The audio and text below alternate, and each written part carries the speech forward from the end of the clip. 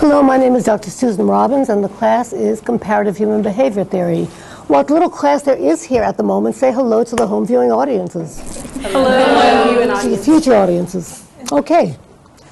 Today we're going to be covering 3 interrelated sets of theories. To the PowerPoint, please. And you might wonder what children's normal sexual development has to do with cognitive and moral development. And in fact, they're actually extremely intertwined. So we're going to be taking a look at all 3 of them. Back over to me for a minute. The reason that we're looking at all 3 of them at the same time is because the development of children's thinking, the way in which they cognitively grow and develop, determines how they act, not just how they think, but how they act, how they reason morally, what kind of behaviors they show, including sexual behaviors. So we're going to take a look first at some research on children's sexual behaviors, and then we're going to take a look at cognitive development and some of the theories of not only cognitive development but also of intelligence, and see how that has changed over the years. And then we're going to take a look at moral development, because the ability to reason morally is based on what is going on cognitively at the point of development. Does that make sense to you? If not, it will. Yes. Yes. Okay, thank you. We're going to take a look at normal sexual behavior in children. First, back over to me. Why is this important? Why is it important to know what is normal and what is abnormal for children? Do we even think about children as being sexual? Yes, no? Well, Freud certainly did, didn't he? But in the real world of children, as opposed to the Freudian conception of children, children exhibit a lot of sexual behaviors, or at least things that to us appear to be sexual, whether or not they are intended or meant that way to the child. And some of them are and some of them aren't. And I'm going to steal a line from one of my colleagues, Harry Livesay, who once said, "We are obsessed with sex, but we don't want to talk about it." We don't want to talk about it in the United States. Other countries are not necessarily as conservative as we are in discussing sex.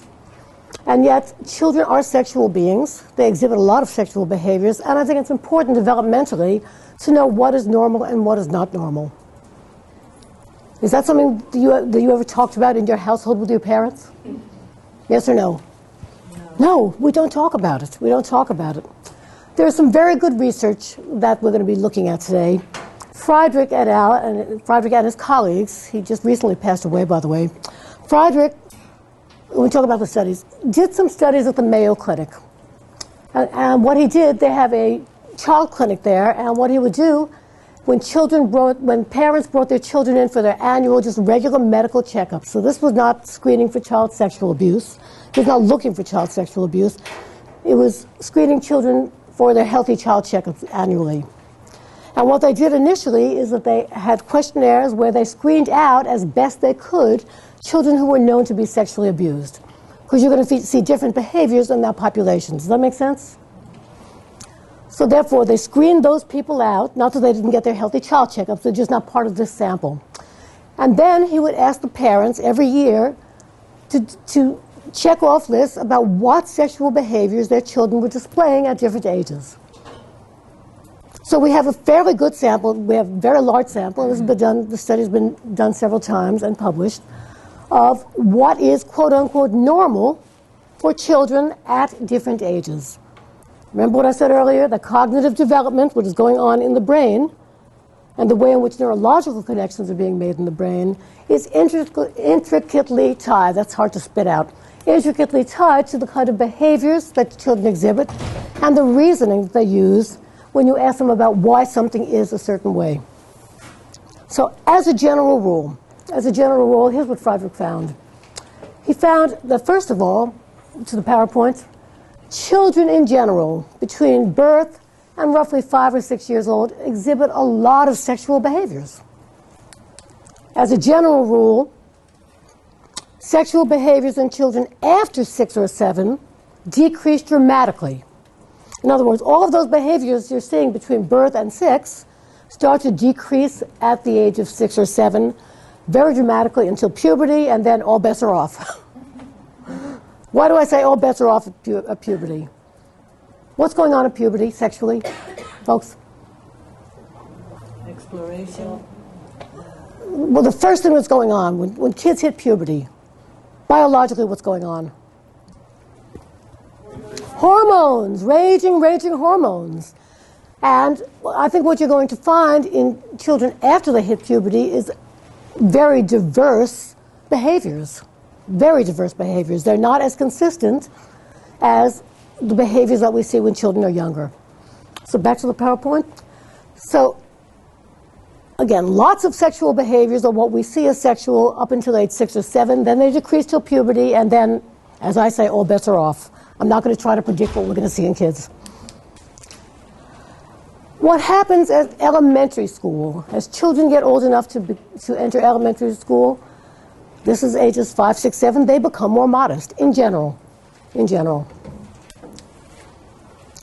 So that if we're looking for things that are unusual, the unusual sexual behaviors for children of all ages, not just young children, but also older children, are those behaviors that tend to be very aggressive and truly imitate adult sexual behavior.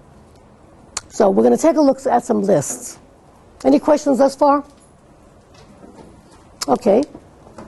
That's a source, and you could look him up on the internet and find his research, him and his colleagues.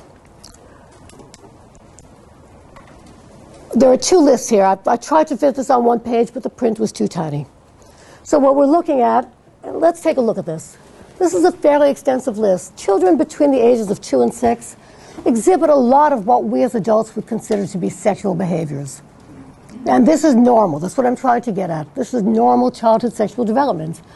If there's an M there, it means that boys do this more frequently than girls. If there's an F there, it means that girls do it more frequently than boys, but both genders do it.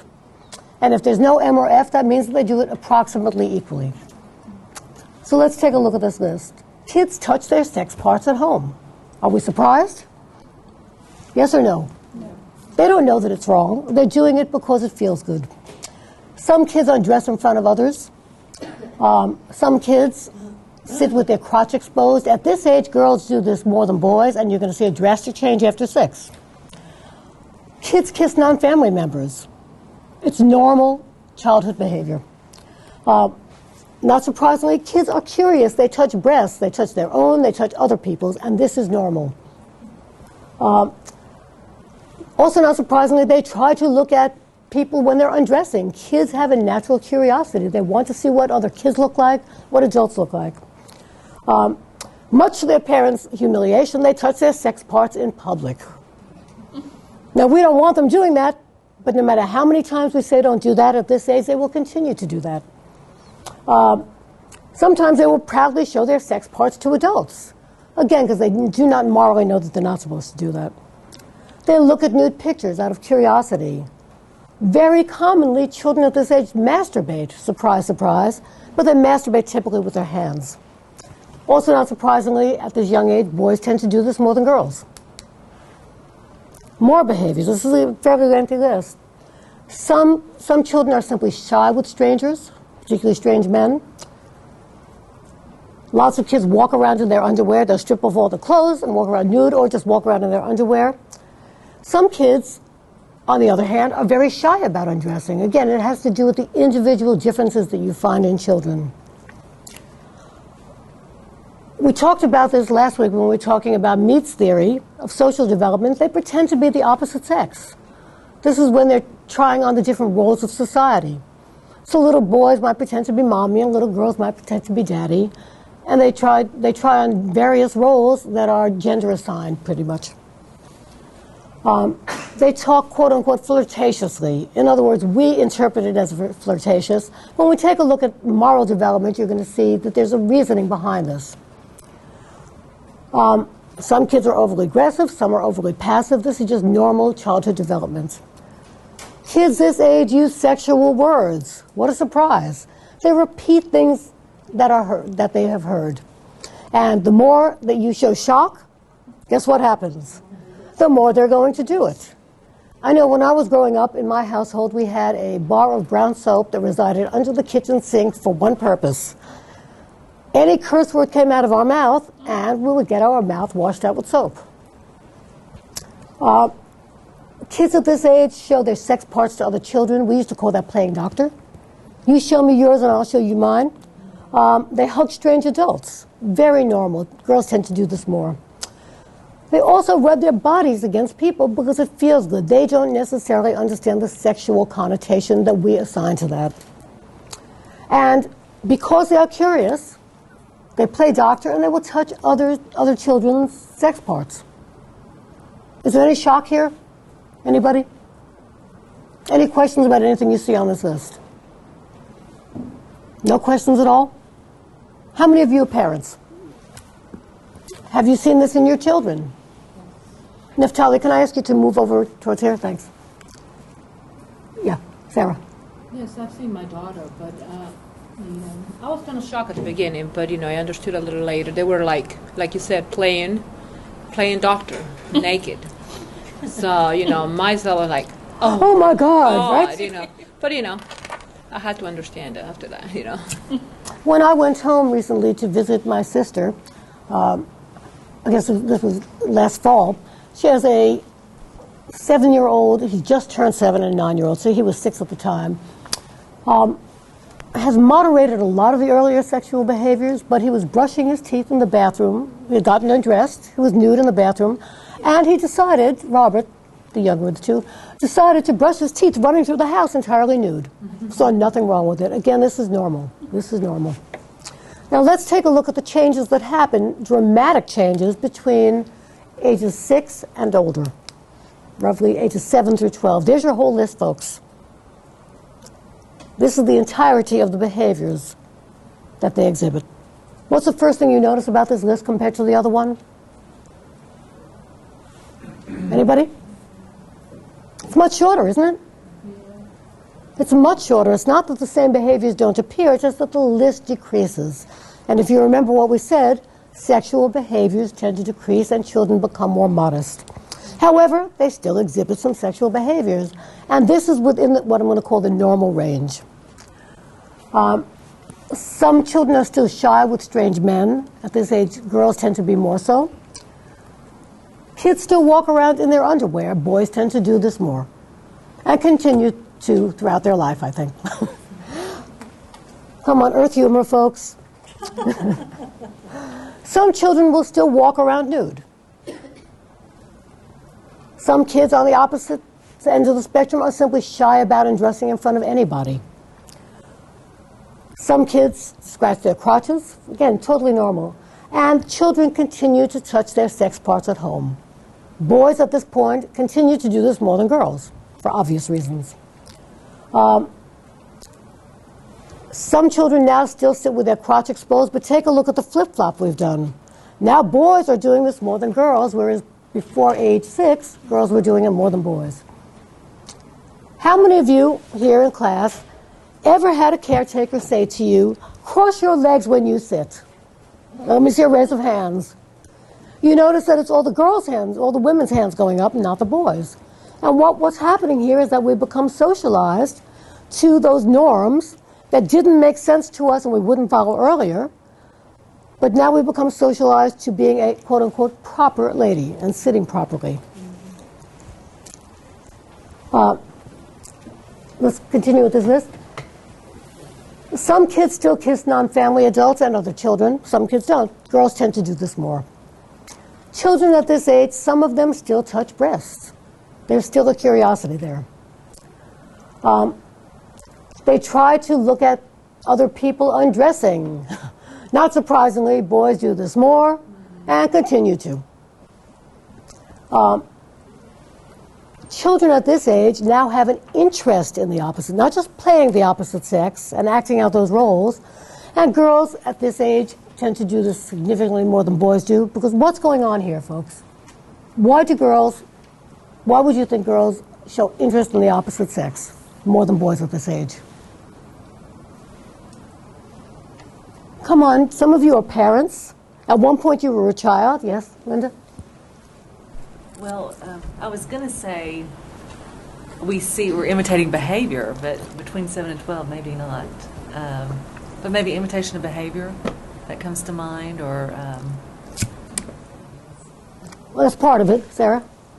Might be wrong, but hormones changing? The girls Not are quite. changing? This is pre-puberty. Oh. Anybody else have any idea, Marina? I think I've observed that men pay attention to little girls too between those age ranges, and maybe talk to them and show them interest, like daddy's little girl and that sort of thing. What's going on here really is that girls mature socially faster than boys. Not all girls and not all boys. Luckily for us women, the boys catch up. Or at least most of them do, right? Girls simply mature socially faster than boys, but the boys do catch up. So that what you're going to find at this age is that while little girls might be having relationships in their minds with other people, not sexual necessarily, but the kind of intimacy they're thinking about boyfriends and girlfriends, the boys are still thinking about playing with snakes and video games. You're following that? So the girls do mature a little bit socially faster than boys do, but the boys do catch up, luckily for us. Okay, back to the PowerPoint. Children look at nude pictures. What a surprise. They're still curious, and boys do this more than girls and continue to. And children at this age, they continue to use sexual words. This time, at this point, they have a better idea about what these words mean. They're not just repeating things. But they continue to do so, and that's why that bar of brown soap stayed underneath that kitchen sink until I was an adult. Okay, now any question about what's on this list? Yeah, Jean. Why did you say about males touching their private parts at home, and you said obviously or not surprisingly? Why? Boys have an appendage that they touch, and girls don't, and therefore it is easier to reach. What you're typically going to find is that young boys tend to play with themselves more. That doesn't mean that girls don't do it. It's just that it's a question of anatomy. Any of you who are parents, are any of you parents who have sons that at one point were younger? Did your sons ever proudly display their penis to you? Yeah, whereas girls tend not to do that because it's not an appendage. You following that? And that's why boys tend to touch themselves more. Is there anything on this list that I've missed that you've seen as parents? What's important is that this is a very extensive list, and too often, as social workers, we interpret these behaviors as being not normal, when in fact they're extremely normal, and that's why it's important for us to know that. So now let's take a look at those behaviors that really are not normal, and the behaviors you need to be concerned about. In Frederick's research, these are the most infrequent behaviors that parents reported. Now, remember what I said? They did a fairly good job of screening out sexual abuse victims, those who were known, but that doesn't mean that they screened out 100% of them. So there might be some children who are abuse victims in this sample. What I'm trying to get at here is that this is such rare behavior that these are behaviors you need to be concerned about because this is not within the quote-unquote normal range. You're following that? Okay, so let's take a look at that. It is extremely unusual for kids under the age of 12 or 13. Again, remember what I said? We're not going to talk about post-puberty because we know that children, even though they're not supposed to, engage in sexual behaviors, right? The most infrequent things that the parents saw in his samples is that children typically do not put their mouth on other people's sex parts. Very unusual. You have reason to be concerned if that's happening. Children typically at this age do not ask to engage in sex acts. Again, that is so far out of the norm. Although children will masturbate with their hands, they rarely, before age 13, masturbate with an object. That's extremely rare behavior. They also rarely insert things into their vaginas or their anuses. Extremely rare. You know, younger kids are creative. They will put things almost anywhere. The bean up the nose, the pea in the ear, right? Little time, you know, they're eating peas. Things end up in orifices, but it's rare to find children actually putting things into their vaginas or anuses. So these are things to be concerned about. Imitating intercourse. Actually, when you're looking at the child, you know what's going on. Extremely rare. Making sexual sounds. If you don't know what that is, go rent When Harry Met Sally. Okay? So these are all behaviors, back over to me, that we really need to be concerned about because this is so far out of the norm. Now, does this necessarily mean that the child is necessarily being abused or has been abused? What do you think? I went to something by the Children's Assessment Center, a talk, and these sound a lot like the be aware, or be careful. If you see these Absolutely. actions, be careful. There may be sexual abuse. That's the key. There may be. Okay. There may be. Okay. Again, there is so much variation in children. One of the things that might happen with children, because children imitate other children, is that there might have been in a playgroup sexual abuse perpetrated on one child, and then this child plays that out in the playgroup and the other children pick it up. Y'all following that? Or it could be just normal variation, even though very rare in children. I used to say, people used to say, but what about the internet? What about television? What about things that they see? In the past, it would be extremely rare to find any of these acts being shown on primetime TV. So what you might be looking at is supervision of children that is not as it should be, if they actually have access to content like this. But the point of this is that, yes, I would agree with the Children's Assessment Center. These are unusual behaviors, and you need to be really cautious when you see a child exhibiting any of these, because this is not quote-unquote normal. It is out of the norm. But you can't jump to the conclusion without doing a further assessment about what is going on. Y'all following that? Any questions about this? Are you going to find this helpful in your work with families and children? Yes.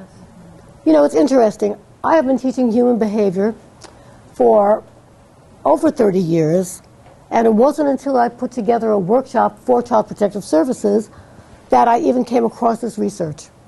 Because we have not historically we've talked about all kinds of development of children, but we have rarely talked about sexual development. And yet that's very important, because children are a whole package. We have to be concerned not only with how they are reading and writing, how they're functioning cognitively, how they're reasoning, but also how they're functioning sexually. And it's important for us to know what is normal and what we need to be, as you're saying, Jean, concerned about. Any questions? Okay, we're going to turn to several theories. What we're going to cover today, in addition to sexual behavior, and by the way, I'm going to show you how this fits in to cognitive development and moral reasoning, because these things are intricately intertwined. The behaviors that you see in children, the way in which they think and reason, and the way in which they think and reason morally are intricately intertwined with one another. So some of the people we're going to be taking a look at today, we're going to take a look at cognitive development and the whole notion of intelligence. We're going to take a quick look. I'm not going to go into detail on any of these theorists. I'm going to kind of give you the nickel version, and you can read more in the textbook. Jean Piaget, an Israeli psychologist, Reuven Feuerstein, psychologist Robert Sternberg, Howard Gardner, and Daniel Goleman, talking about different kinds of intelligences. Different kinds of intelligences. So let's start with some basics. Let's start with some basics, folks. Back over to me. When you take a look at children's development, very often we talk in terms of what I'm going to call critical stages or critical periods of development. What does that mean? We have a critical period. Any idea what that means? The first Leah? 5 years of a child's life. I need to hear you. The first 5 years of a child's life. Well, it is certainly important, but I'm talking about critical periods throughout growth and development, not just the first 5 years, because we have critical periods 1 through 5, but we also have critical periods of growth afterwards. No ideas? No. Linda first. Sure. I would say like a critical period of when you're making a transition to the next period. So it's Okay. significant of, one period going to the next. Okay, so it's transitions from one set of behaviors to another. What is going on? What's making that difference in the child? Why are there critical periods? What do you think? Yeah, Terica. I think there are a set of things that they need to learn in order to go to the next period, and if they don't learn those things, then it may be hard for them to transition to the next critical period. And in some cases, that's really true. In other cases, we have thought that that's true, and it is, I'm not saying it's easy, but it's not as true. In essence, a critical period is when biologically the child is primed to develop in certain ways. Does that make sense? I really want you to think, because we're going to talk, much of our theory and many of the things that we're talking about have to do with what I'm going to call theoretical structures, like the mind. And yet, the mind is not something we can measure, is it? Yes or no? Why not? Why can't we measure the mind? I'm going to be asking you thought-provoking questions about this. I think it's socially constructed, so it's almost impossible to measure, like love or God or something like that. Well, there are ways of measuring love. You can construct questionnaires. Whether or not you get at the true meaning of love is something different. It's a theoretical structure rather than a physical structure. In other words, we can look, now we have the technology to look inside the brain and see what's going on as people are thinking, right? We will never have the technology to look at the quote-unquote mind because it is not a physical structure. You're following that? It's a theoretical structure. So when children have critical periods of development, that means that the mind, the brain, the body is primed at that time to develop certain skills. Let me give you a good example. Language. Language is a really good example. We have critical periods during which language develops. We talked about this a little bit last week when we talked about what does it mean to be human. And we talked about children who have no human contact, children who grow up with wolves. Y'all remember that? In those cases, many times when these children are found years later, they do not even have the ability to develop language. Why? Because those critical periods of learning and growth have passed. It has to do with, again, a biological unfolding in a sense. That there are times when children are primed and ready. It is easy. Language is a good example. Let's think about that for a second. Children can learn any language. Yes or no? Yes. One language is no different than another language to a child, which is why we have people all across this world speaking different languages. Do children have to work hard to get language? No. They acquire it, right? Mm-hmm. What's really interesting about language, and you could see the critical growth periods there, is that before age 2, and we're going to be talking more about this today, at what age do most children develop language skills? Most. When do children start talking? Come on, moms, dads. 2, 3. Before that, what do we see them doing? Well, we consider to be babbling, but we're going to see that they're doing more than babbling. What they're doing is that they are making the sounds that are necessary for language. You're following that? And because different languages have different sounds, what literally happens is that developmentally, children are able to speak any language, they're able to make any sound. Those things that get repeated and repeated and repeated because they're repeating sounds that they hear in their country of origin and with their language of origin. The ability of the muscles of the tongue and the brain to make those sounds gets reinforced and reinforced. If you don't use those sounds, what do you think happens? Come on, folks. You've got to keep me awake today. Lose them. You lose the ease of doing it. I'm not saying that you can't do it, but it is much easier for infants to start imitating sounds, young children to start making sounds that are in their language, and if you don't use those particular sounds, as you get older and try to learn a second language, what happens? Not that you can't, it's much more difficult, right? It's much more difficult. And part of that is that, I want you to look at this developmentally. Again, children have the ability to speak any language, and children have the ability to speak multiple languages. And we do know that there are critical periods for the development of language. And once that window has closed, which is roughly by age 13, if a child is not acquired language by age 13, the child probably will never acquire language in the way that we understand language. So do you all understand what I mean by critical periods? Periods in which the body and the brain are primed for that specific kind of learning. So therefore, when I try to speak French, for example, because I was not raised with those sounds, it comes out all garbled. It doesn't mean that I can't practice it and learn it, but it's not going to be as easy. Yet, because I did grow up listening to my grandmother and mother speak Yiddish, I grew up taking Hebrew lessons even though I was miserable at it, I can make sounds in those languages that other people who have never heard those sounds before have really struggled to get. You'll follow that?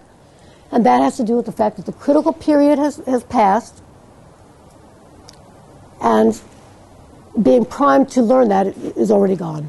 Again, it's not that you can't do it, it's just that it's much, much harder. Does everybody have a better understanding of critical periods?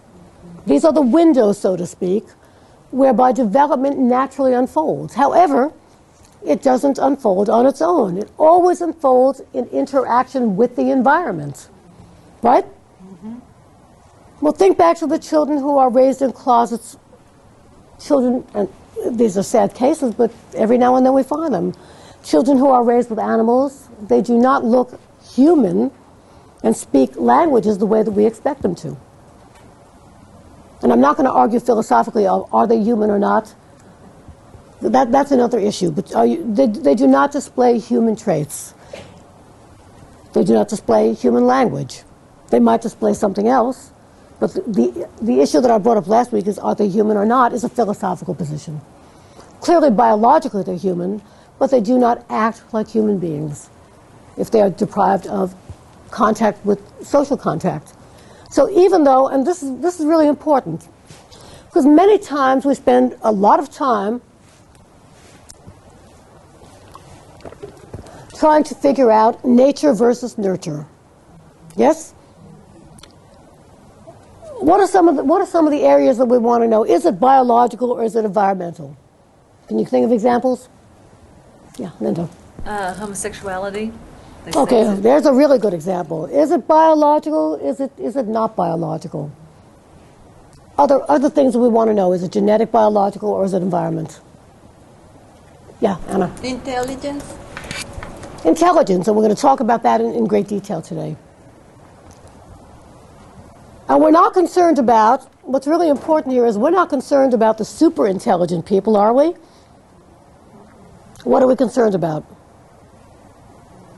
The ones that do not develop the kind of intelligence that we need them to have to function in society. What I'm going to point out is that this nature-nurture debate, nature being which? Biology or environment? Biology. Nurture being the environment. Folks, these things are interactive. We do not develop without both. We do not. It really is an interaction between the child's biological, neurological growth and how the environment affects that. And we spent a lot of time, there have been several questions that have been asked in this realm. Many people ask, which one is it? As though it's an either or, right? Which one is it? Other people say, well, it's not which one it is because it's both, but what percent is biological and what percent is environmental?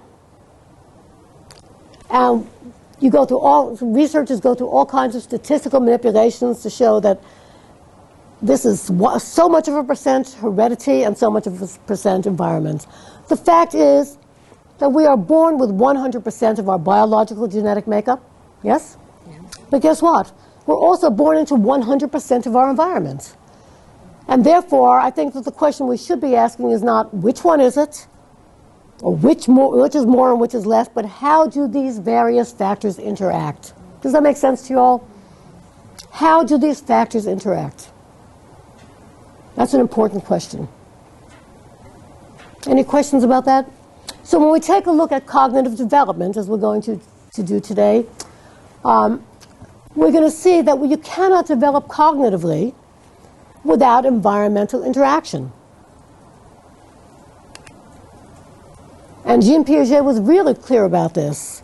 he saw both cognitive development and, importantly, moral development as being a process that called for not only what the child innately brings to the process, but what happens in the environment. So we talked last time about symbolic interaction, and we said those people are interactionists. So was Jean Piaget, but he wasn't talking about symbolic interaction necessarily in the same way that Mead and the others were. You all following that? But he took a really clear position about the fact that it is an interaction between the environment and the child's own biological genetic makeup. Let's take a look at some basic concepts that are used in cognitive psychology. One concept is the schema. In plural, it's called schemata. And remember, we're talking about the mind versus the brain. A schema is a theoretical structure. It's not a real, it's not the brain. You all following that? It's a theoretical structure. This is long before we had the technology to even look into the brain. It's a structure of the mind, not the brain, by which people intellectually adapt to their environment and they organize their environment. So we're going to think about that as a structure. Very importantly in Piaget's theory is the notion of adaptation. And I don't want to just read these slides. I want you to really think about this.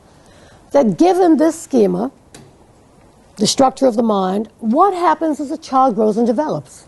How does this structure change? How does it adapt?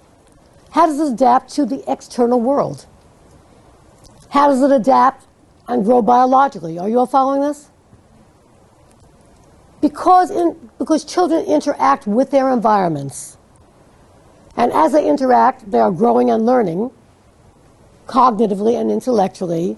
What he was looking at is the ways in which these structures develop over time so that children achieve a good fit with reality and the external environment. Does that make sense, Joe? Okay, back to the PowerPoint for a minute. This kind of adaptation, and I'm going to draw you a rough sketch of this, even though this is not a real sketch because it's not of the mind, but I'm going to draw you a conceptual sketch in a minute. Adaptation, the fact that children adapt, is based on two processes: assimilation and accommodation. Now we're going to talk about those. Any question about the notion of schema? Anybody? None? Again, it's a theoretical structure. Theoretical structure, not a real one. Okay, assimilation. It's a process. Oh, now let me stop. We just said that the schema is a structure, right? Inside of this structure, or along with the structure, there are processes that occur. Processes that occur. So it's not just a structure, but it's a process by which new input is incorporated into the existing cognitive structure.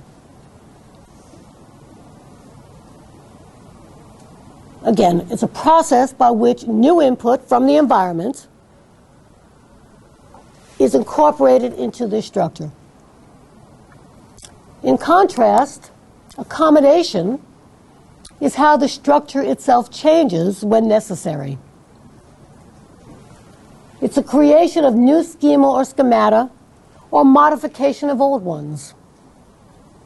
Okay, let's turn over to the tablet for a minute. Now this is not, I'm going to draw something for you to help you understand this. This is not, because it's theoretical and conceptual, this is not what it really looks like. But let's say that a child, infant, between birth and 2, has a very, and I'm going to draw it like a bowl, has a very immature schema. As the child interacts with the environment,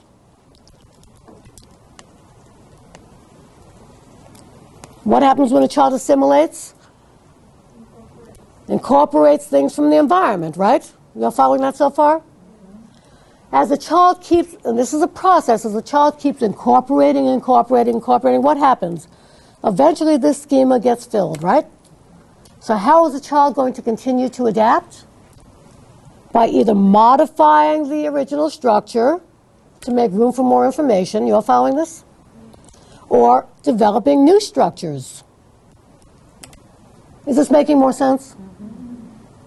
Any questions about this?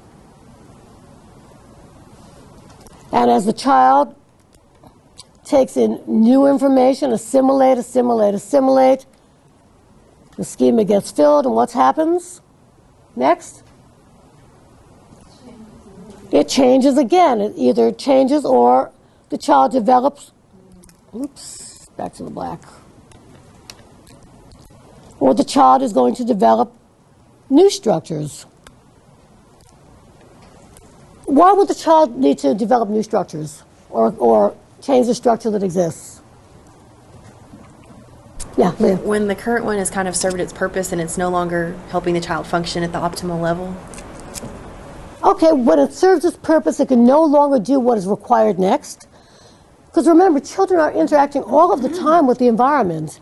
And remember, what's so important is that this is a theoretical structure. This is a theoretical way of looking at the way the mind, not the brain, grows and develops. So yes, when the way I conceptualize it, because it's a structure, when there's no more room in that structure, something has to happen to change. And what we see is that at these critical development times, cognitively, we see massive changes in children. Again, raise your hands. How many of you are parents or have been parents in the past? Oh, well, this is what happens when you have a class of either people who have never had children or very young people, is that it's hard for you to see because you're not around children all the time. When you are around children, you can see the massive changes in their ways of thinking, of their ways of interacting as they grow and mature. And it's both biological and environmental. Any questions about that? Okay. We're going to go back to the PowerPoint. Everybody understands assimilation and accommodation? And again, this is the theoretical structure of the mind, not the brain.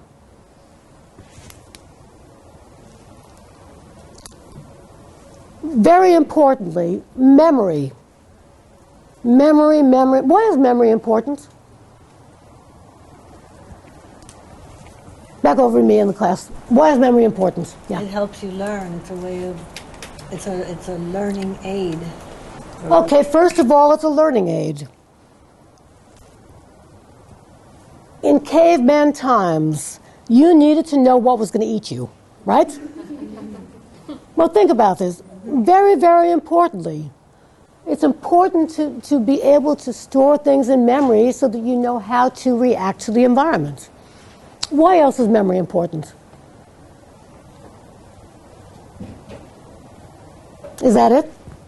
And forming relationships with other people. Okay, speak a little bit more about that, Lee. Forming relationships with other people. Why is it important? No, you're onto something. Well, like if you look at Alzheimer's, one of the really tragic things that happens is the breakdown of the memory. It breaks down your relationships because you don't feel a connection with that person.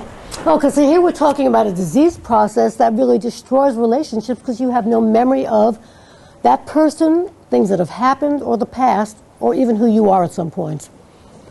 At the other extreme in childhood, when we look at some of the childhood disorders, in which memory is not as good, we also see a breakdown in social relationships. Why else is memory important? This is really fundamental, folks. We have no self without memory. Think about how we construct our self. Now, this is really, really important. We have something called an autobiographical self. If we did not have memories of things that we have done, things that we have encountered, things that have happened to us, how could we have a self? So memory is really, really, really critical in development. Any questions about that?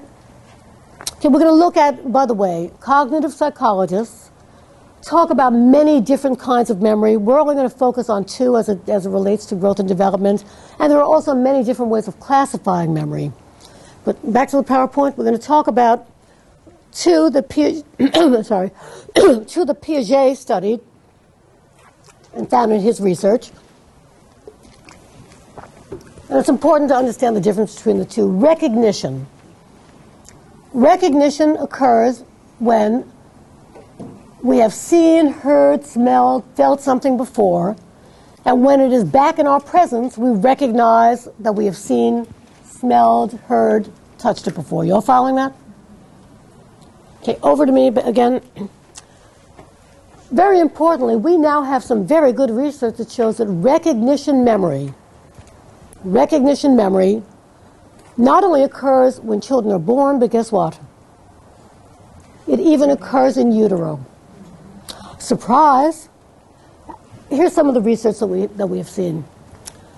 Again, recognition memory means that you are able to recognize something that you have seen before, heard before, smelled before, touched. Some of the research on young child development shows us that in utero, as soon as the ears are fully formed,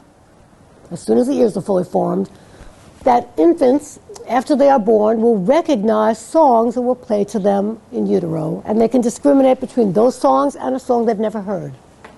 Does that surprise you? In other words, children react differently after birth to things that they have heard in utero, but only after the ears are formed. This doesn't happen in the first month. Children can discriminate between their mother's voices reading them a story and a stranger reading them a story. So again, children are born with very good recognition memory. Part of the problem with infants is that recognition of sight, things that you see, is more difficult because infants are born with very blurry vision. And not until their eyes start forming biologically to the point that they can focus clearly on a person or an object can they actually recognize things, because things are more blurry. Does that make sense to you all? So again, it's a combination of biological growth and development and response to the environment. If, for example, a child is born either blind or born in a closet where they see nothing, there's no environmental stimulus to get those eyes to focus. If a child is born blind, there is a malfunction in the working of the eye. So they're not going to have visual recognition, but people who are born blind or develop blindness fairly early on compensate with their other senses. So again, recognition is something that children have at birth, and children are very good at recognizing things. You can see this in infants. When their mother comes into the room, they will recognize mom and discriminate between recognizing mom and somebody else that they haven't seen before. Have you noticed that in infants? Yes? And they might recognize the smell of mom. By the way, of all of our senses, smell is one of the strongest in terms of memory. Smell is one of the strongest senses in terms of memory. As an adult, we can pass by something that we have smelled as a child, and guess what comes back? All the memories associated with that smell. So it's not just vision, it's not just hearing, it's also smell, it's touch, and other senses. Back to the PowerPoint for a minute. So infants are born with recognition. Recall, which is also called evocation, and I'll explain that, is something that develops slightly later. That's not something that the child is born able to do. Recall is the ability to know that something still exists even if you can't see it, smell it, hear it. You all following that? And what that involves developmentally is the ability of the child to store symbols of that object in their mind. The ability of the child to store a symbol of that object in the mind. Any questions about that? I'm going to talk about Piaget's research and talk about why that is so important. Because again, children are born with recall, but we develop children are born with recognition, but we develop recall or evocation. Evocation means we evoke the image that is not in front of us. We can't see it at the moment, but yet we can imagine it because we can manipulate symbols in our mind. At what age do you think recall starts to happen? Back over to me. Yeah. Jerica. Probably around 2 or 3 when language starts to develop. Bingo, you've got it right on target. In fact, when you think about it, and some children are earlier. There's a lot of debate in the literature. Definitely, when I say children, I'm talking about the average child. Some children might develop this earlier, some children later. But clearly, language is symbolic. Remember last week we talked about symbolic interaction? Language is all based on symbols. Prior to age 2, what most children do, and we're going to see this in Piaget's theory, is that they imitate sounds. The symbols don't mean anything to them. So it is not surprising that, exactly as you say, children develop recall memory about the same time that they develop language. Again, it's possible that the beginnings of this develop slightly earlier than that, but we see this most clearly when children start speaking in entire words and sentences, because what they're doing is manipulating symbols. Okay?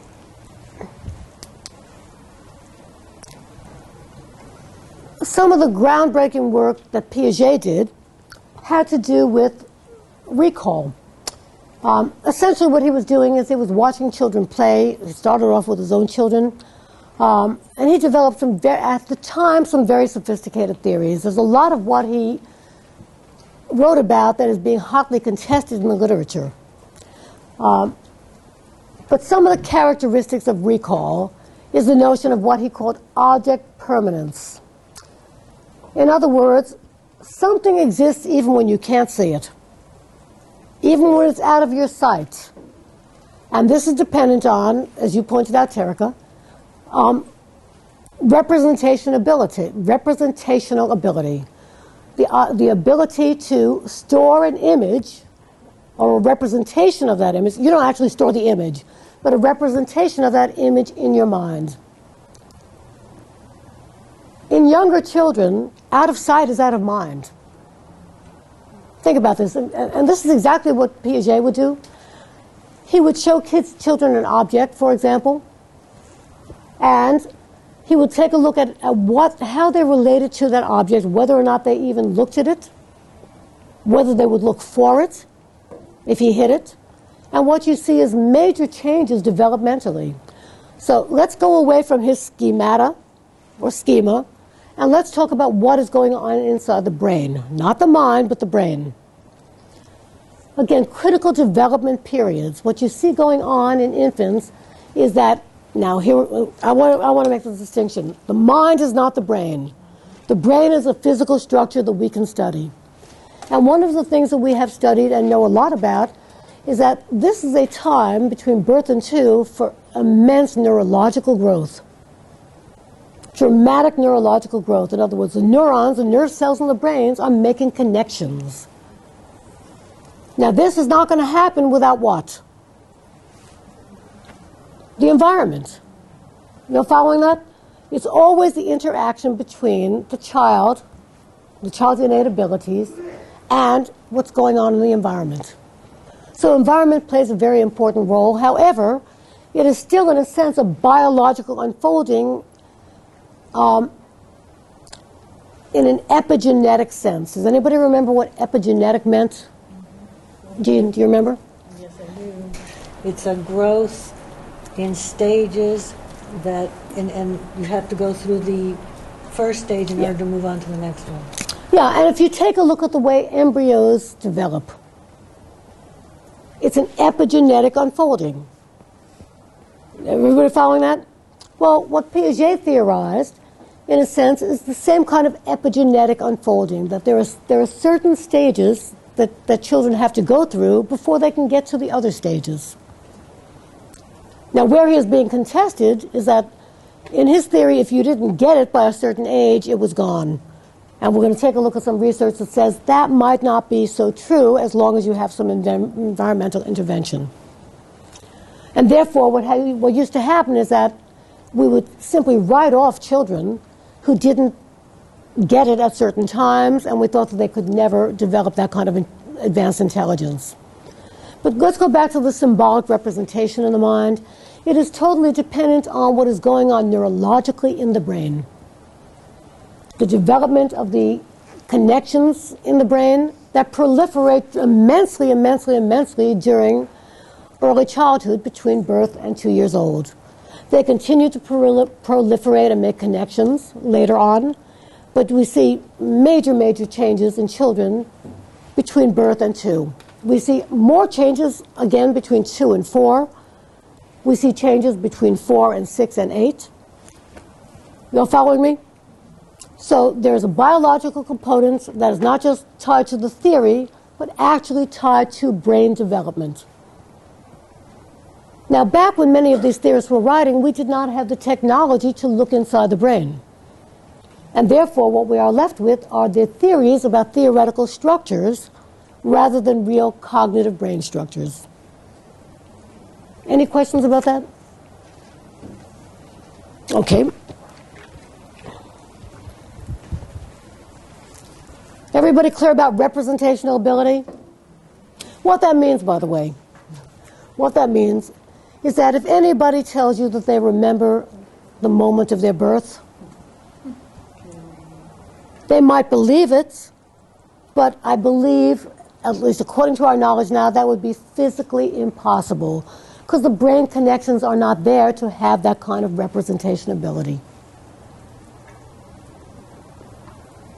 I think I asked you last week, what is your earliest memory? Independent memory? Did I ask you that last week? I don't remember if that was on camera or it was in the class we had afterwards. If you ask most people, the earliest what I mean by independent memory is memory of something that happened to you or something you experienced as a young child that is not dependent on pictures you've seen. You know, I could tell you that I had blonde hair when I was 1 year old, but not because I remember that. It's because I've seen pictures of me as a cute little blonde. You're following that? I could tell you where we spent our summers when I was 1 year old.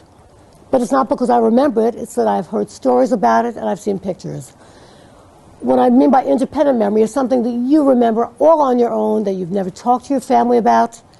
And this develops right about the same time as what else develops? That representational ability, or what's the word we use for that kind of memory? Evocative or recall. Very, very important. Without recall, we would not have a past. Without recall, we would not have a self. So these are very important concepts. And again, representation ability is the ability to mentally represent or remember objects and actions and people in memory when they are not linked to immediate perception. In other words, I can describe a ball that I've seen without it being in front of me because I have that representational ability in my mind, in the brain. You're following that? Okay. So let's take a quick look at Piaget's theory. He talked about four distinct stages of cognitive development in children. In his first stage, and again, I'm not going to go into great detail. You're going to have to read more about this in the book. What we see in the sensory motor stage, and I want you to think about infants between birth and 2. How are they learning the world? Back over to the class now. How are they learning the world? What do you see children doing between birth and 2? Yeah, Sarah. Sarah first, then Linda. Sorry. Touching, crawling, putting everything in their mouth. Okay, they put things in their mouth as soon as they have control over their hands so that they can guide their hand to the mouth. That's exactly what they're doing. Linda? I was going to say the same. Imitation. Is that? Yes, what we see are several different things. They are exploring the world through the only senses that they can at the time, right? Which are sensory and motor. They're developing, this is very importantly, because during this process, and this is part of intellectual development, they're developing motor skills. An infant, when he or she is born, cannot turn themselves up. I hate mixing grammatically, but it's just easy to say. Infants cannot turn themselves over. Why? Not that they don't want to. They don't have the ability to coordinate their muscles. Piaget was really clear that children are born ready to learn. Children are not this amorphous blob, but rather they already have some degree of recall, and they are ready and eager to learn, even at birth. So what they are learning is not the kind of cognitive learning that we would think of, but they're learning how to, again, when you look at infants, what do we see them doing? They're experimenting. Children are curious. They experiment as they gain muscle control, as they gain the ability to suck. What do I mean, gain the ability?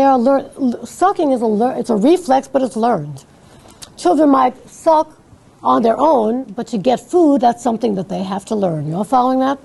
So that at the point of birth, Piaget saw children as incredible learners. And they're learning through their senses and through their motor skills. So the typical kinds of things that you see children doing. They're sucking, they repeat movements. If any of you are around infants, what do? We smile, and what do we hope they do back at us? That we're hoping, and think about that. That's a form of learning. It's a form of intelligence, learning how to move the muscles of your mouth. What else do we tend to do with infants? Come on, folks. Some of you are around infants, aren't you? We wave bye-bye. We wave hello and goodbye, and what do we hope that they're going to do? Wave back. Again, children learn by imitation at this stage. Initially, infants imitate their own sounds. They don't respond to external stimulus, but they will make a sound and repeat it. Eventually, they start imitating sounds that other people make. They repeat movements that have an effect. If a child grabs for something and they don't get it, it's likely to be more repeated once they're able to grasp the object. You're following that? Piaget saw this as a form of cognitive development. Much to parents' dismay, at the later parts of this stage, children will pick up objects, and what do? Drop them to see what happens. And sometimes they pick up breakables, right? And that's why we have to child-proof houses. Children will get into all kinds of things because they're experimenting. And what's going on in the sensory motor stage is that this is setting the baseline for later learning. You're following that? Even though we don't see this as something cognitive, it truly is. It truly is. Towards the end of the stage, roughly at 2, the reason I say roughly is that some children get this earlier and some children get this later. We see children finally beginning to have the beginnings of representational ability as they acquire language. That's probably the most concrete way that we see that.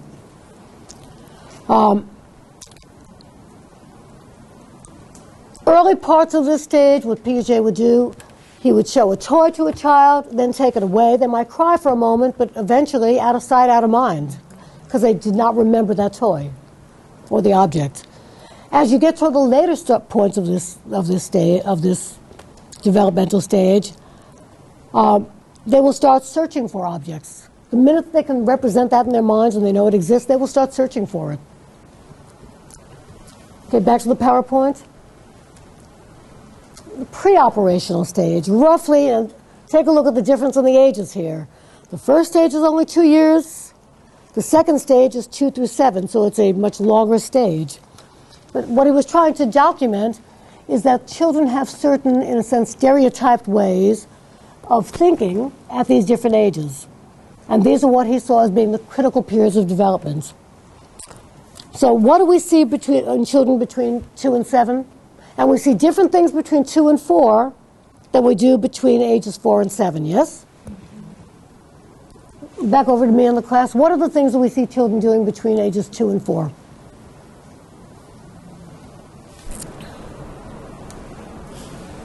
Language. Okay, very definitely language. We see linguistic ability beginning to develop. What else? Control of their body, movements, and control how to, the restroom, bowel movements, and all that. If they're developing better motor skills. If you've ever watched a young infant as they first start to walk, they look awkward, right? as they learn, and it is a form of learning, again, it's biology, interaction with environment, they start having better balance. They start to be able to control their bowels, their urine. So that also is a form of learning. Very importantly, children now become conscious of themselves as an object. They can become conscious of themselves as an object. At this age, as they get a little bit older, I always laugh when I see parents taking very young children to a three-ring circus. Because you know what? Children of this age cannot focus on multiple things at a time. So in a sense, they're going to look at this ring and not be aware of what's going on in the other rings. You're following that? So there are certain ways of thinking that are really specific to this age. Very importantly, what's going on in this pre-operational stage is children are able to visualize things that are not present. And they act on their memories of those things. Back to the PowerPoint. In the next stage, we see very, very significant differences between a child who is 7 years old and roughly ages 7 through 11. We see dramatic cognitive growth. Anybody want to describe some of the things you see in children that age? Back over to the class. Yeah, Leah. In math, they have the ability to go from just using manipulatives to really understanding numerical concepts and having a memory for numbers and arithmetic and stuff. Yeah, they relate not only to people and objects, but they have now the ability to do math that they could not do previously. Because math, by the way, the same way the language is symbolic, guess what? Math is also based on symbols. What we see roughly between ages 7 and 11 is what we call reasoning and logical thought. Reasoning and logical thought. We see this in children, things that they could not do previously, and I'm going to give you some example. What we see between 2 and 7 is really the development of memory. We see communication, the use of symbols. We really see between 2 and 7 object permanence really, really kicking in big time. We see a dramatic change roughly between 7 and 11. Now children can think in ways that they could not before. Let me give you some examples. Have any of you ever been around a kindergarten class or a class of preschool kids, and you say, line up in the order of height, from tallest to shortest? Can kids younger than 5 or 6 do that? What happens? They're everywhere, and what does the teacher have to do? I'm going to put you here because you're taller, and this has to do with cognitive skills. You're following this? This is what Piaget called seriation, the ability to rank things according to certain characteristics. You're following that? Mm-hmm. Again, all you have to do is be around children and you're going to see these dramatic differences in the way that they think. I think I told you last week when I spent Easter holiday with a friend who had a 4-year-old son and their friends who had a 7 or 8-year-old daughter. The 7 or 8-year-old daughter was cognitively functioning in a very, very different way than the 4-year-old child. And again, it's that interaction between environment and biology.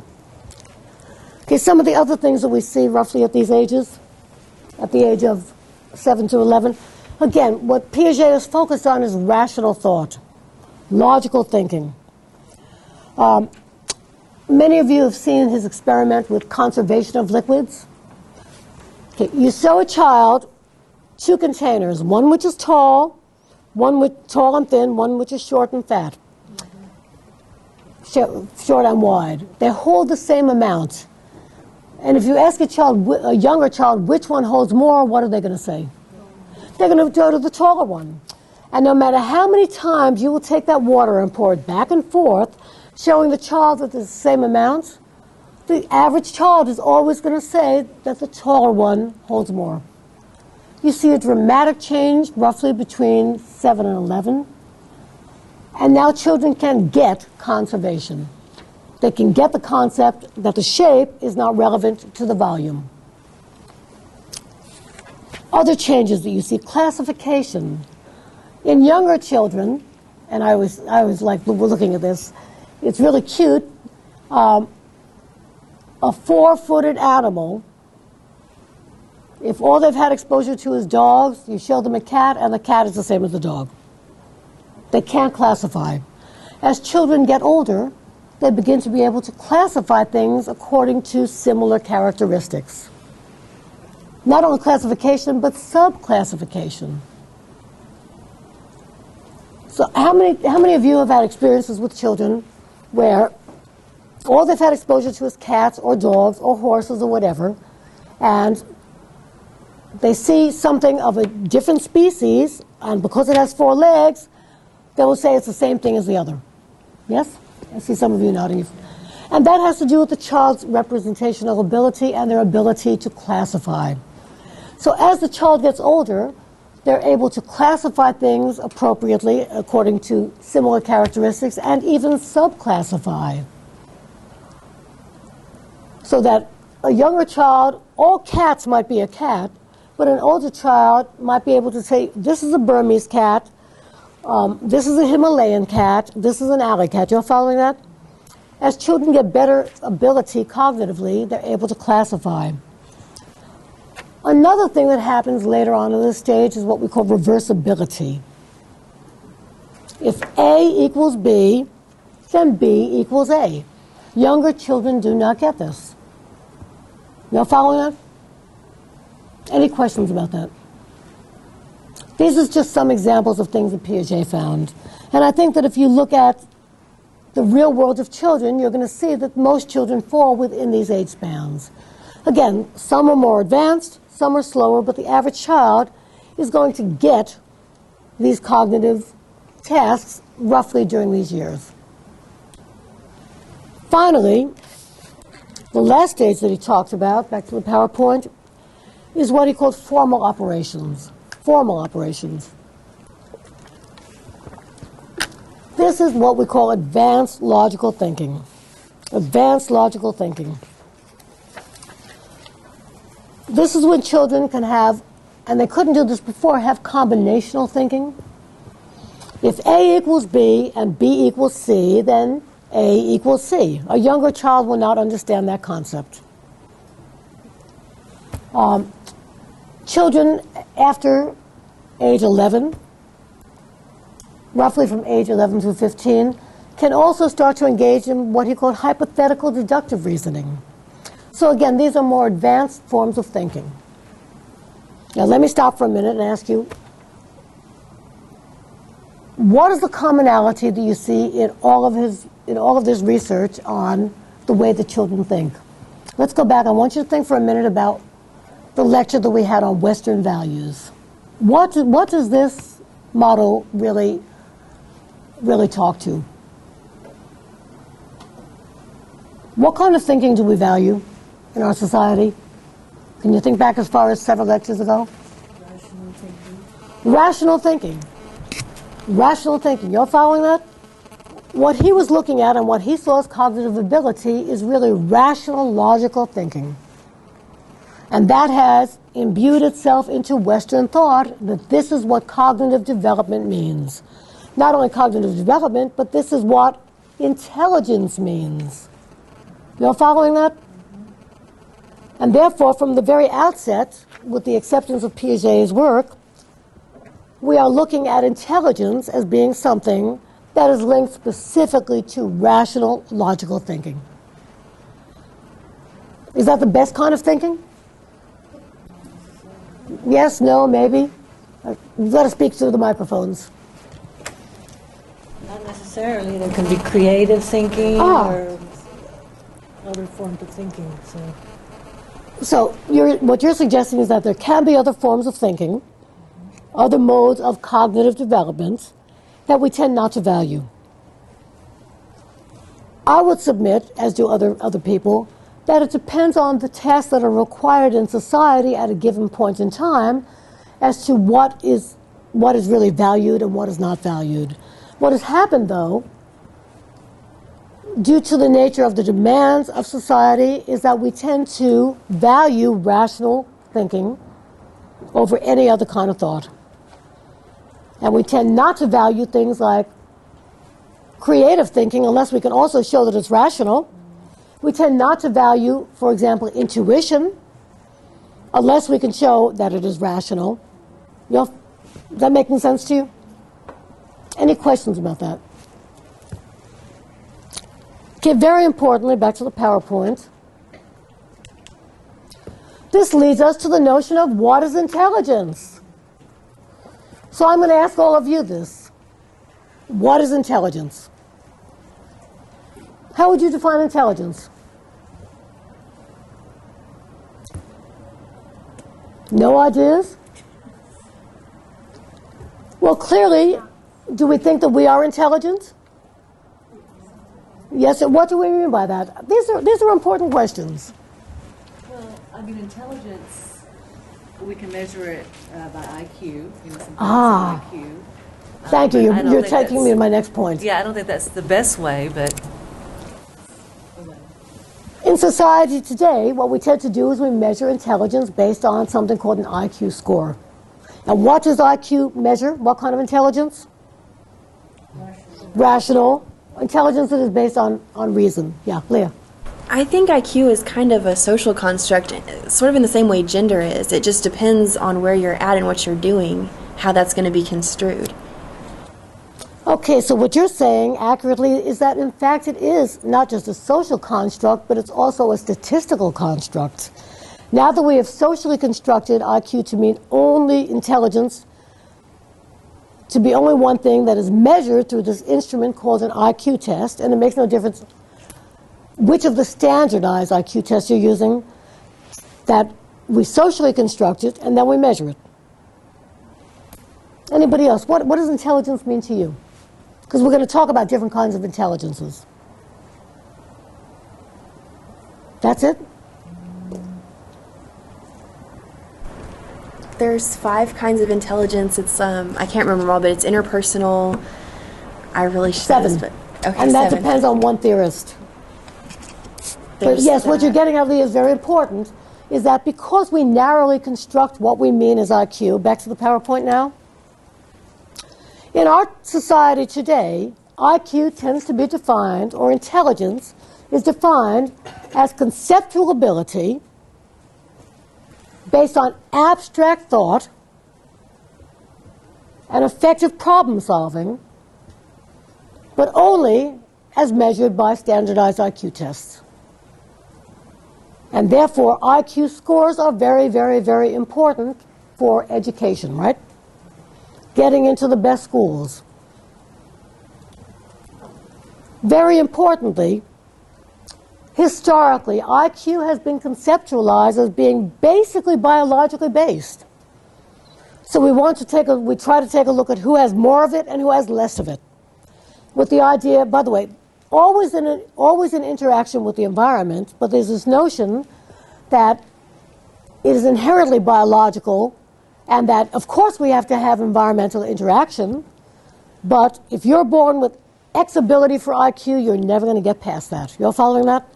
And if you're born biologically with Y ability for IQ, you're not going to get past that. Not that it doesn't take the environment, because you've got to have an environment there to develop this kind of thinking and intelligence, but it is still the notion that it is inherently biologically based. Inherently biologically based. Very interesting. Israeli psychologist named Reuven Feuerstein has done some phenomenal work on what he sees as being intelligence and the notion that is biologically set. Because folks, let's be realistic. If we as social workers are working with a child of 13 or 15 who is testing at a low IQ, how do we tend to treat that child?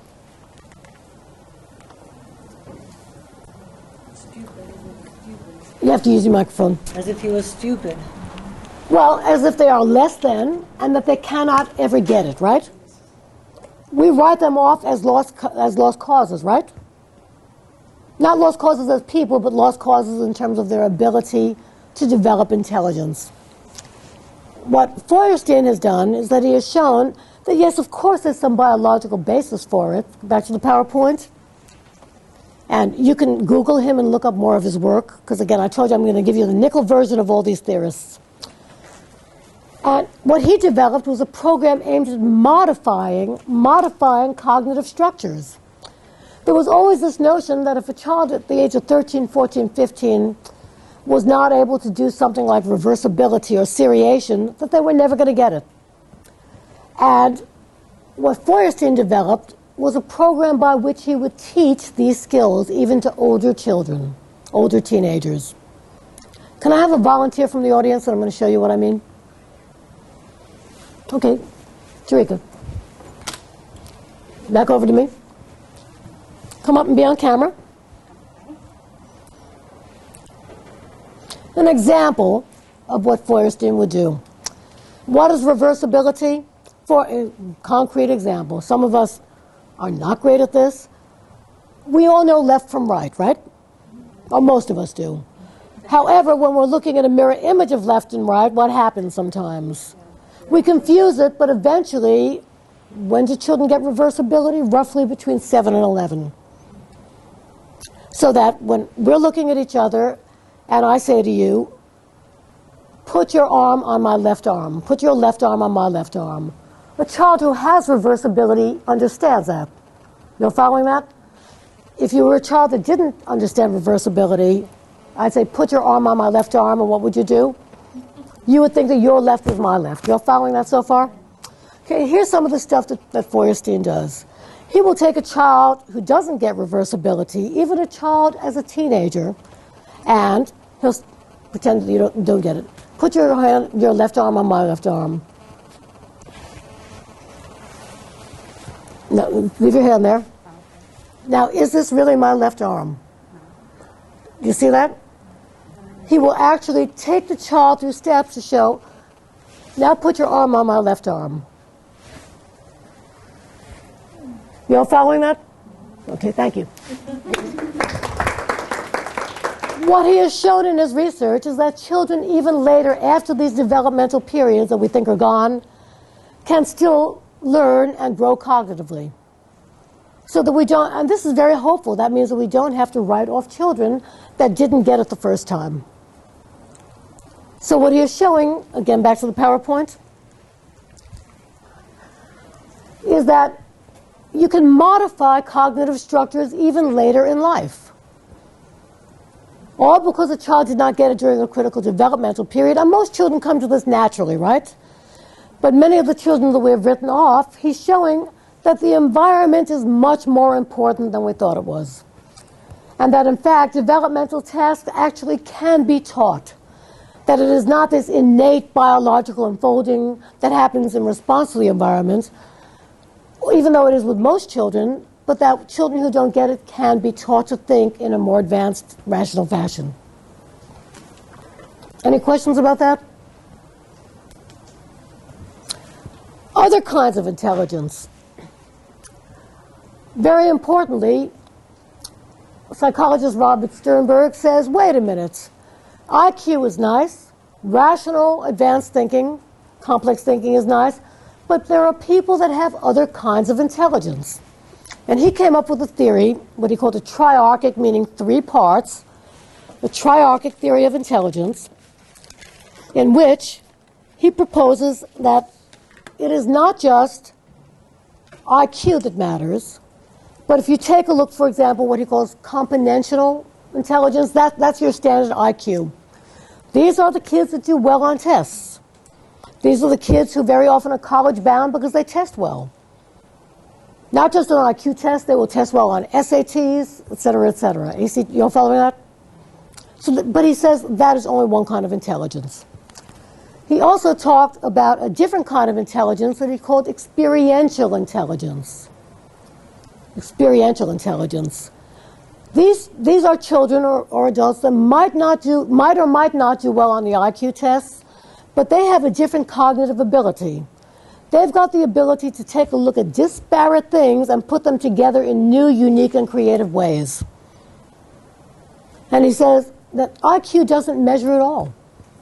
That we lead ourselves astray in labeling people as being not intelligent when they don't have a specific kind of intelligence. That make sense? And the final kind of intelligence he talked about was contextual intelligence. These are the street smart people.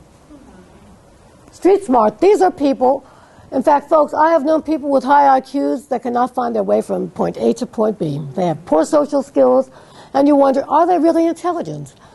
And what Sternberg is saying is that there is such a thing called contextual intelligence, that there are some people that just learn how to manipulate their environments beautifully. They can read people well, and they succeed in life even though they do not necessarily score high on IQ tests. Yeah, Linda. Okay, so where would you put someone like Mozart, who has the creative genius, but I don't know if we know his IQ, but you know, the creativity, that part of it? Well, we would have to know more about whether or not he also had componential intelligence. I think it's very hard to go back historically. And by the way, there's a whole slew of theorists who do this. They go back and analyze people in the past based on things that they've read about them, biographies, et cetera, et cetera. Because we didn't have those kind of IQ tests at that point, it's really hard to tell whether or not Mozart would score high or low on standard tests that we use today. The next theorist I'm going to talk about talks about what you're asking about in more concrete terms. Again, different theorists have different concepts about what they see as intelligence. But what's important about Sternberg's work is that he's breaking away from this notion that intelligence is only one thing. And I'm not suggesting that people who have street smarts don't necessarily also have good IQs, because some of them do. But what he was saying is that if you take a look at the real world of children and even the real world of adults, what you see are different kinds of intelligence. And that what we tend to do in our society is pigeonhole people based on IQ scores. And folks, IQ scores are really important because what do they determine for most people? Think about this.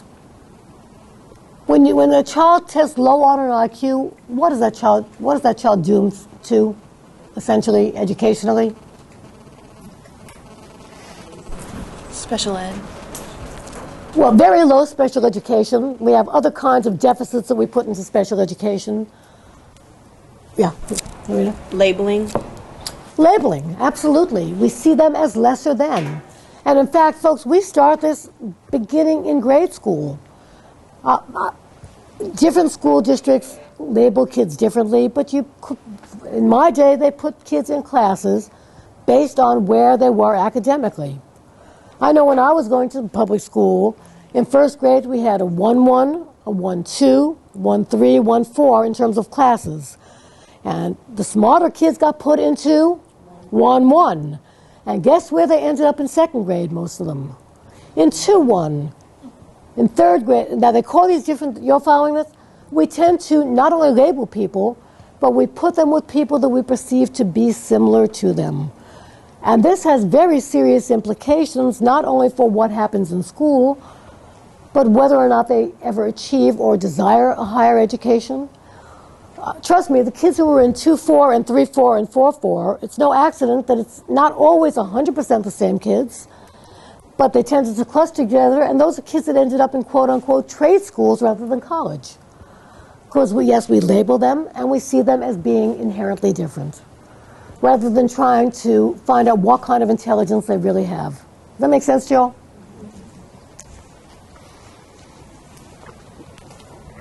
And it has profound implications for people throughout their lives. Yeah, Jean. Is it that we value one kind of intelligence, rational, to give you, and then the jobs that go with rational are probably the more better paying jobs, and so it's a whole...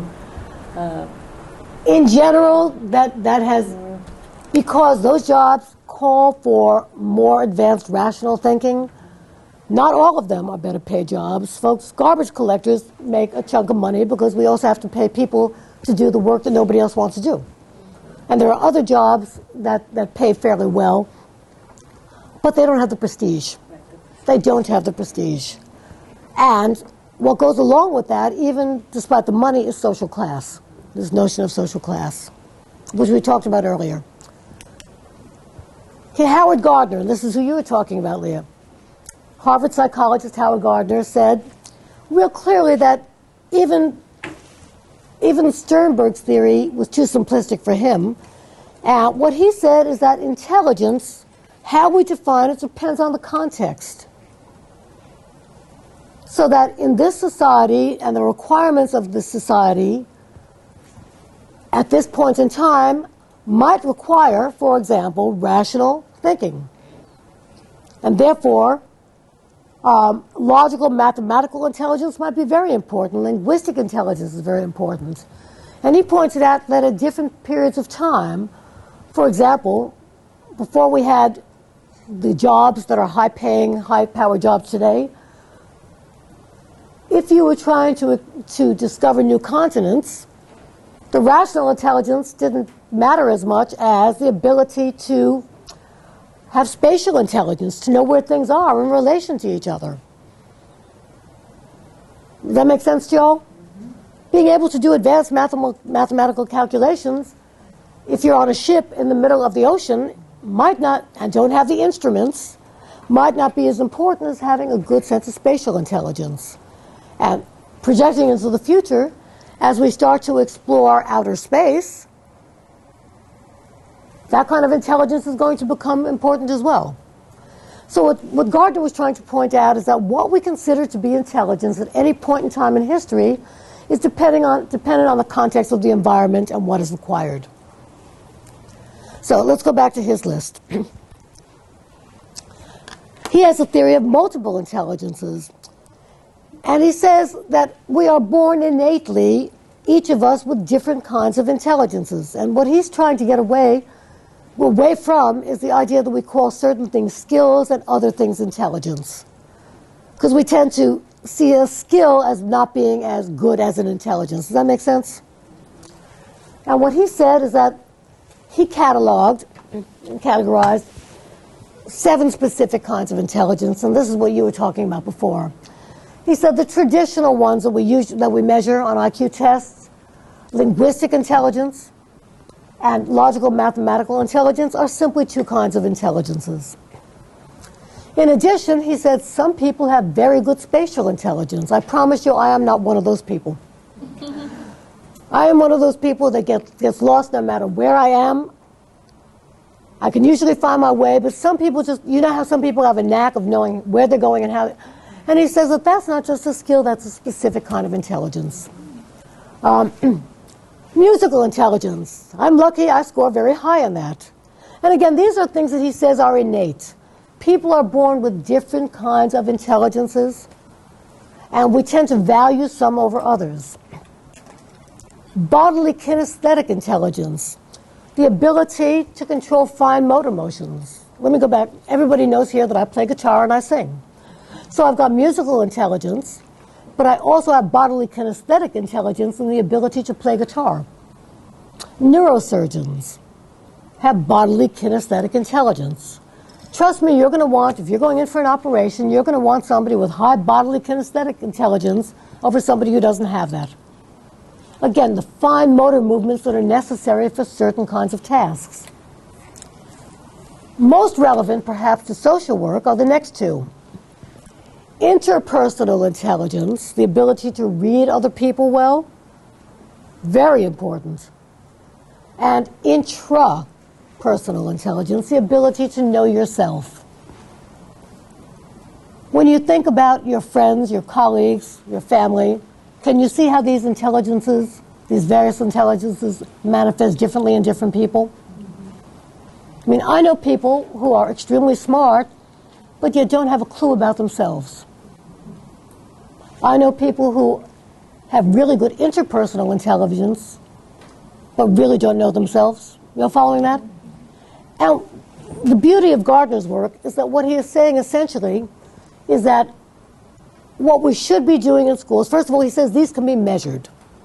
And he's developed measurements for them. And what his thesis is that you get children when they're very young. You test them for what they're good in, and this goes right to the strengths perspective. You test them for what they're good in, and then what do? You nurture their natural abilities or intelligences. It doesn't mean that you ignore the others. It doesn't mean that you ignore the other things that children must have in order to function. But it means that when you start from a strengths perspective, and if you have a talented musician, a child who's a talented musician, you try to nurture that. You've got a kid who's got good spatial intelligence, you try to nurture that. You don't ignore the areas in which they have deficits, but you try to nurture their natural skills. And yet, if we take a look at the way our school systems are set up typically, what are our school systems set up to do? What kind of intelligence? Everybody? Yeah, linguistic and logical mathematical. And the fact that we see arts and music in the schools as being not as important as the other kinds of things really says a lot about the values of our society. Any questions about that? Finally, one more kind of intelligence. Daniel Goleman is saying that intelligence is not only cognitive, but also emotional. And again, I'm going to have to skip to this really quickly because we're running out of time. But he says a different kind of intelligence is knowing one's emotions, being able to manage emotions, being able to motivate yourself. That's an emotional kind of intelligence. Very importantly, and this corresponds to interpersonal intelligence, recognizing emotions in other people. We all have a very rich emotional life, folks, and too often we tend to ignore that. Equally as important to Daniel Goleman is the ability to handle relationships. You know, some people are good at it and some people suck at this. And what the importance of this is that Goleman is saying is that these are different kinds of intelligences. Any questions about this, what we've covered so far? None? I'm being that clear today. I love it because we have a lot of material and only another 10 minutes to get through it. Moral development. Again, all of this is in your textbook, and you can read more about these theories. Moral development, there are three aspects essentially of morality. The way that people reason or think, how they actually behave, because you might think one way and do something else, right? And you might say, oh, this is the best thing to do, this is the moral thing to do, and yet when push comes to shove, you might not behave that way. And very importantly, how they feel about moral issues. Your primary theorists in this area are Jean Piaget, again, Lawrence Kohlberg, and Carol Gilligan, and there are many who are writing in answer to them. I didn't show you this picture before, but Jean Piaget, so here we are again talking about a bunch of, except for Carol Gilligan, what? Dead white men. Some of whom, not all of them are dead, but many of them. We've already covered this. Piaget's theory is based on the idea that morality is a process, and it's a learned process in concert with the environments. That people construct and reconstruct their knowledge of the world as a result of interaction with the environment. Very importantly, back over to me for a second, what we see with moral development, and this is how I'm going to tie sexual development of children into cognitive development and moral development, it's tied to the cognitive changes that children are going through. And I'm also going to tie this to Freud, and I'm going to tie this to Mead. Before the age of roughly 5 or 6, children cannot internalize the rights and wrongs, the shoulds and the should nots, which are moral values, right? The way in which we behave. And this is tied very directly to what is going on in terms of neurological connections in the brain. At the point that children are able to internalize the norms of society, not just the rights and wrongs of mom and dad, we now see a different kind of moral development emerging. And very importantly, this is the age at which children's sexual behavior start decreasing.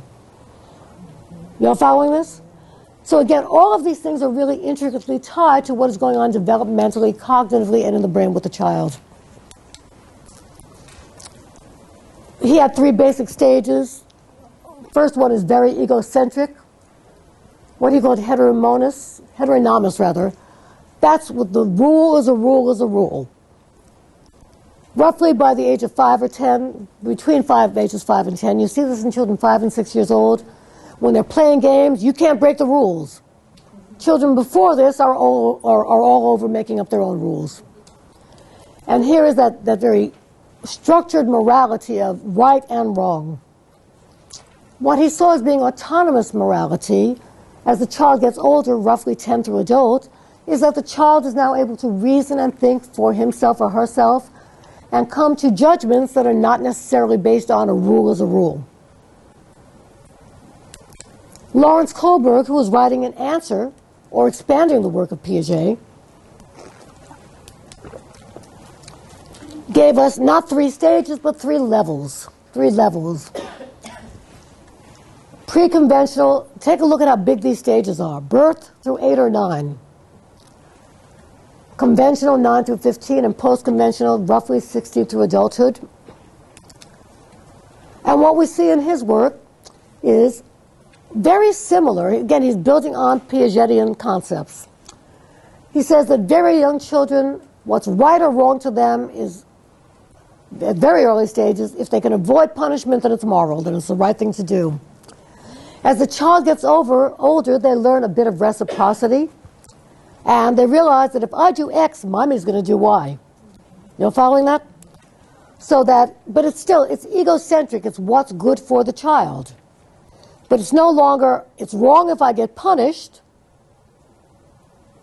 It's moved away from that to, it's wrong if I can't get what I need and manipulate that. So there's a sense of reciprocity at the end of this stage, at the end of this level that you don't see earlier. What else do we see? As a child gets older, children then try to seek approval and disapproval from adults and other people. So therefore, they are being good, not just for the sake of being good, but for approval and to avoid rejection. By stage 4, here's where we get to authority. If the authority says it's right, it's right. If the authority says it's wrong, it's wrong. And therefore, a law is a law. We don't question laws. It's wrong if it's against the law. You all following that? According to Kohlberg, this is where most adults get to. Think about that. According to Kohlberg, the majority of adults never get past this notion of concrete notions of right and wrong and conforming to rules. In his later stages, which most people never achieve,